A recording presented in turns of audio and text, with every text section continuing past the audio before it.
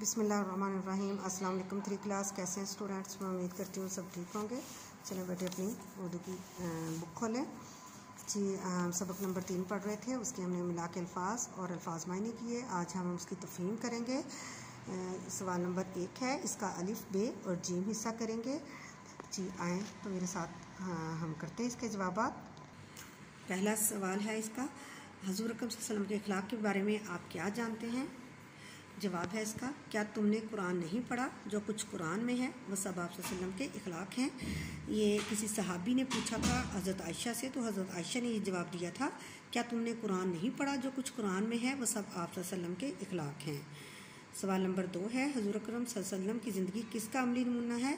जवाब है इसका, आप सल्लल्लाहु अलैहि वसल्लम की ज़िंदगी कुरान पाक का अमली नमूना है। अगला सवाल है, हज़ूर अकरम सल्लल्लाहु अलैहि वसल्लम किन लोगों की फरियाद सुनते और किन के साथ इंसाफ करते? जवाब है इसका, आप सल्लल्लाहु अलैहि वसल्लम मज़लूमों के साथ देते और हमेशा उनके साथ इंसाफ करते थे। ठीक है बेटे, ये आज का जो काम है, 3 सवालों के जवाब हैं।